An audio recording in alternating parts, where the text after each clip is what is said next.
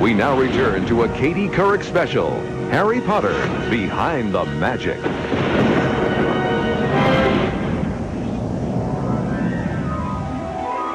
Chapter 2, The Boy Who Lived. And say up. When it comes to his lot in life, you might say Harry Potter gets the short end of the stick. He sleeps under the stairs, gets abused by his relatives, and finds out his parents were murdered by Lord Voldemort, an evil wizard Harry must someday confront. But along the way, Harry finds himself on an exciting, sometimes perilous journey of self-discovery. Everyone likes Harry Potter because of all the intense situations he gets in, and he survives. Though there are some, especially religious groups, who believe the books are harmful, claiming the story promotes witchcraft, most children's health advocates believe that Harry Potter has had a positive impact on the hearts and minds of his young, devoted fans. Developmentally, to become a separate, fully functioning person, you need to go from feeling dependent to feeling independent, and that's one of the great challenges of childhood.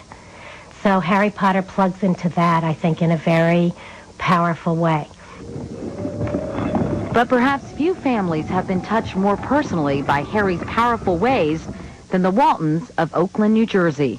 You really feel you know this character. I mean, I feel I know him because I live with him, you know. Neither the Waltons nor the rest of the world had even heard of Harry Potter 5 years ago when their 5-year-old son Tyler first began having health problems. Tyler was a little slow walking, and walking almost like a little old man. Tyler's parents, Bill and Maureen, sent their son in for some tests. Doctors suspected Lyme disease or maybe rheumatoid arthritis, but the test results were far more devastating. The doctor called, and he said there's no easy way to tell you this. I'll just tell you that Tyler has leukemia. Initially, the prognosis was good. Of the several forms of leukemia often found in children, Tyler had the least severe.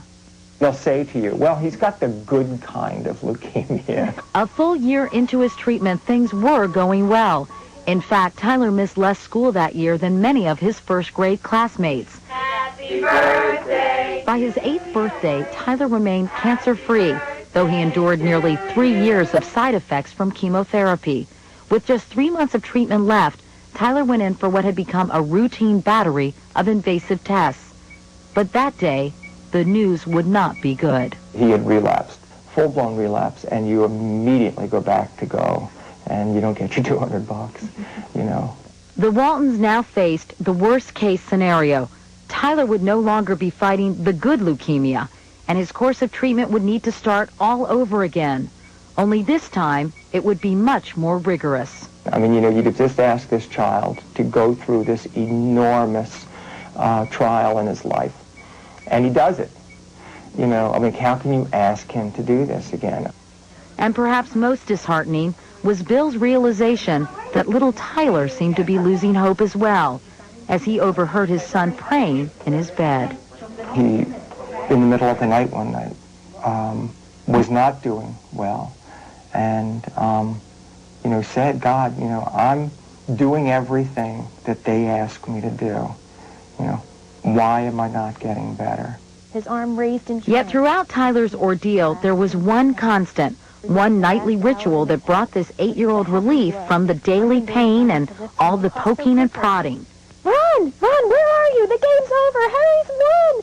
We've won! Harry Potter. In the lead! He couldn't believe it. He'd done it. And when we would start reading, I could literally see him relax, and he would just kind of melt into me, you know, like, and just really cut up closely. And sometimes he would read along, you know, followed, and then other times he would just lay there with his eyes closed. I think it did kind of take him away from all the beeping and the, you know, the dripping and all the stuff that he had to do. But luckily for Tyler, there was someone else in his family who would give him his greatest chance for survival. When his only hope was a bone marrow transplant, the perfect candidate for a donor was his 4-year-old sister, Molly. The chance of rejection is extremely minimal because she was an exact match. So, score one for the, you know, for the home team. You know. That's me and Molly. Aw, look, that's so cute. Tyler's transplant was successful, and today, nearly 2 years later, 10-year-old Tyler is in full remission and overall good health. How about this one? But for a few lingering physical disabilities. Good. Thanks to his sister's gift he lovingly calls Molly's Mighty Marrow, and that bedtime companion who has a few battle scars himself, Tyler Walton is also the boy who lived. And I said, you know, Harry reminds me of you. We were both kind of wondering, you know, and worrying, you know, were we going to be able to beat this? So when Maureen saw an ad announcing an essay contest called How the Harry Potter Books Changed My Life, she and Tyler got busy. His motor skills aren't really great, so he told me what he wanted to say, and so we wrote it. We threw it in an envelope. Bill ran it up to the post office and got it postmarked just in time. And sure enough, out of almost 10,000 entries, Tyler's was one of the 10 winning letters. We'll let him tell you why. Harry Potter helped me get through some really hard and scary times. I sometimes think of Harry Potter and me as being kind of alike. He was forced into situations he couldn't control and had to face an enemy that he didn't know if he could beat. Harry Potter helped me to realize that with the love and support of the people around me, I could get better. When you heard that you won this essay contest, what was your reaction? Oh, I've never won anything in my life. That's Right. the first thing I've won. And I just felt like, yay.